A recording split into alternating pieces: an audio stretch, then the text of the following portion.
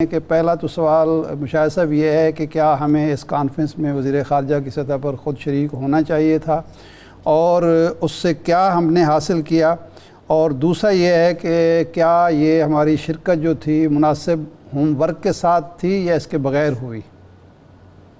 अस्सलाम वालेकुम जी इरशाद साहब और फैसल साहब और आपके व्यूअर्स को मेरी तरफ से बड़ा अस्सलाम वालेकुम। मेरा अपना ज़ाती राय ये है कि हमारा जो फैसला था शिरकत का वो सही फैसला था, क्योंकि ये एक बहुत बड़ा फोरम है। ये सार्क के मुकाबले में एक मुतबादल फोरम इमर्ज कर रहा है जिसमें सबसे ज्यादा अहम किरदार चीन और रूस का है, और इसमें जाना हमारा मौक़िफ़ पेश करना, वो भी हिंदुस्तान के अंदर जाना और मौक़िफ़ पेश करना, ये मेरे ख्याल में जरूरी था। हम गए, हमने टिका के मौक़िफ़ पेश किया। हाँ, आपने जो बात की फैसल साहब ने कि क्या बीमारी है, वो बीमारी आपको पता है बुग़्ज़, नफरत और पाकिस्तान के साथ एक दुश्मनी की बीमारी है। वो आज की नहीं, बड़ी पुरानी बीमारी है, लेकिन कम से कम हमने अपना मौक़िफ़ पेश किया। उन्होंने जो अपने आप को एक्सपोज किया, बेनकाब किया, उनके जो दिल में थी वो बाहर आ गई बात। वो अब बहुत नई बात नहीं है, वो पुरानी बात है, लेकिन हमें स्ट्रेटेजिक क्लैरिटी होनी चाहिए हिंदुस्तान के बारे में, क्योंकि माजी में कुछ आवाजें उठती रही हैं पाकिस्तान के अंदर से, जिसमें कुछ माजी की फौजी क़यादत भी शामिल थी और माजी में सियासी क़यादत भी शामिल थी, जिन्होंने उम्मीदें लाई थी कि हिंदुस्तान से तिजारत करेंगे, हिंदुस्तान से मामूल के ताल्लुकात आएंगे। अब उनको एक सबक सीखना चाहिए कि हिंदुस्तान का जो असल चेहरा क्या है, पाकिस्तान के बारे में क्या सोच रखती है। लेकिन ये फैसला सही था जाने का, क्योंकि हमने अपना मौक़िफ़ भी पेश किया और हमारा इंटरेक्शन बाकी लोगों से भी हुआ। बल्कि मेरा तो ख्याल था कि समरकंद की जो मीटिंग थी जिसमें बिलावल नहीं गए थे, उनको वहां भी जाना चाहिए था। वहां हिना रबानी खर साहबा गई थी, लेकिन ये फोरम बड़े अहम है क्योंकि वहां भी रूस, ईरान, चीन और अफगानिस्तान के वज़ीर ख़ारजा मौजूद थे। लेकिन अच्छी बात है कि ये एससीओ की मीटिंग में वो शामिल हुए हैं। और अच्छा, मुझे सर हमारे यहाँ जो एक नुक्ता नज़र रहा है माजी में दो, एक सियासी ये था कि जी हर पाकिस्तानी के दिल में हिंदुस्तानी बसता है और हर हिंदुस्तानी के दिल में पाकिस्तानी बसता है। ये बातें हमारे यहाँ होती थी। और एक दौर में तो आपको याद है कि इसी ख़ानदान ने ये कहा कि जी मुश्तरका करेंसी, और वो सारी बातें भी आपके ज़हन में हैं। और लेकिन इसके बाद फिर एक और बात आई कि हमें अमन का वक्फ़ा मिलना चाहिए और 5 अगस्त को एक तरफ रखें और हम नस्ल कुशी को रोकना है कश्मीरियों की, और हमने वहाँ आबादी का तनासुब जो तब्दील हो रहा है उसको रोकना है। अमन का वक्फ़ा मिल जाए, मुज़ाकरात शुरू हो जाए तो क्या फ़र्क पड़ता है। तो इस रवैये के बाद वो इम्कानात मादूम हो गए हैं या अब भी इम्कानात मौजूद हैं कि हम ताल्लुकात और तिजारत दोनों कर सकते हैं इस रवैये के बावजूद?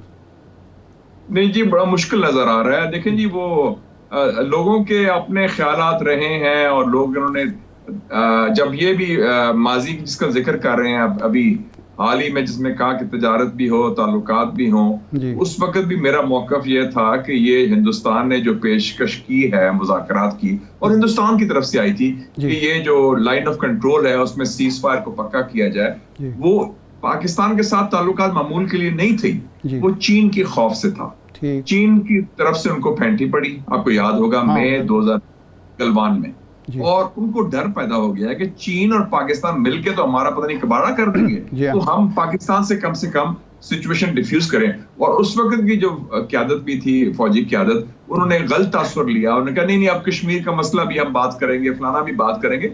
उनका असेसमेंट गलत था, और वो हिंदुस्तान सिर्फ इंटरेस्टेड था कि चीन और पाकिस्तान में 2 फ्रंट सिचुएशन में पैदा हो जाए, जिसमें हिंदुस्तान की फौज को बड़ी दिक्कत पैदा होगी। तो वो चीन के खौफ से उन्होंने पाकिस्तान से ये बात की, वो सीरियस गुफ्तगू के लिए इंटरेस्टेड नहीं। उसी दौरान आपको याद होगा कि पाकिस्तान के वजारत खारजा ने डोसिया पेश किया अक्टूबर 2020 में कि हिंदुस्तान का स्टेट टेररिज्म, रियासती दहशतगर्दी पाकिस्तान के खिलाफ क्या हो रही है। उसी दौरान आपको याद होगा कि यूरोपियन यूनियन से आपको खबर आई, ब्रसल से एक इदारा है डिसइंफो लैब, उन्होंने कहा कि हिंदुस्तान पाकिस्तान के खिलाफ मुसलसल और मुतवादर प्रोपेगेंडा कर रहे हैं। तो जो एक्शंस जो हैं उनके, वो आपके सामने हैं। तो हमें गलतफहमी नहीं हो। हालांकि मुझे ये भी दुख हुआ कि हमारे उधर से उस जमाने में ISPR से भी एक ट्वीट आ गई कि जी वो ठीक है, चीन का कॉरिडोर अपनी जगह है शुमाल और जनूब के दरमियान, लेकिन असल कॉरिडोर उस वक्त होगा जब मगरिब और मशरिक का कॉरिडोर बनेगा, ईस्ट वेस्ट कॉरिडोर,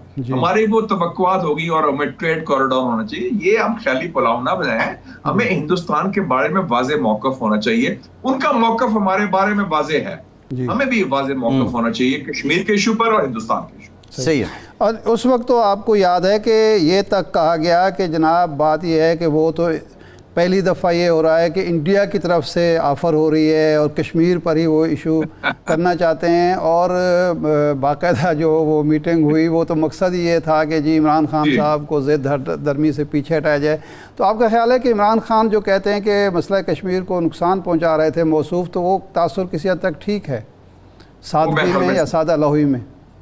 मेरे ख्याल में वो मैं समझता हूँ कि ये जो गुफ्तगू हुई किसी सतह पर भी हुई कि कश्मीर का मसला बिल्कुल फ्रीज किया जाए और हिंदुस्तान को हम हर हालत में, और उसका एक खतरनाक पहलू था आरिफ साहब, बहुत खतरनाक पहलू, ये नहीं था कि सिर्फ हिंदुस्तान से आप ये अपीजमेंट करें या जिसे कहते हैं पंजाबी में थर्रे लग जाएं या उनकी बात मान ले और मसला कश्मीर को साइड पर करें।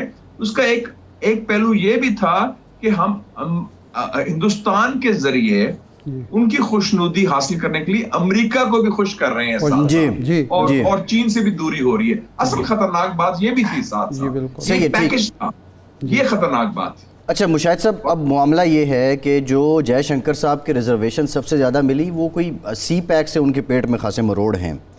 अब क्या ये वाज़ेह हो गया है कि अमेरिका मुस्तकबिल में भी भारत मुस्तकबिल में भी अमेरिका की गोद में ही रहना चाहता है, और ये सी पैक पूरी तरह आने वाले सालों में जब फ़ाल हो जाएगा तो फिर क्या भारत बसूरत मजबूरी को इस ब्लॉक में उसको आना पड़ेगा या वो एक सफ़ीर का काम ही करेगा अमेरिका के?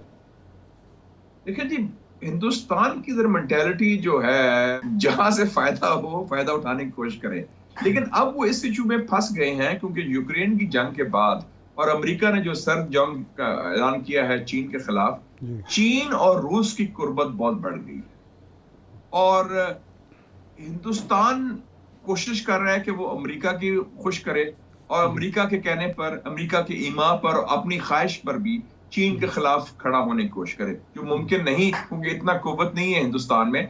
आपने देखा कि जब से गलवान का वाकया हुआ है 18 राउंड्स हुए हैं, 18 दफा मुलाकातें हुई हैं हिंदुस्तान और चीन के कोर कमांडर्स की, मसला हल नहीं हो सका। ये जो बॉर्डर का लेटेस्ट तनाज़ा बना था, तो उस हवाले से हिंदुस्तान इस वक्त अमेरिकी कैंप में है, अमेरिका उनको शामिल भी करता है।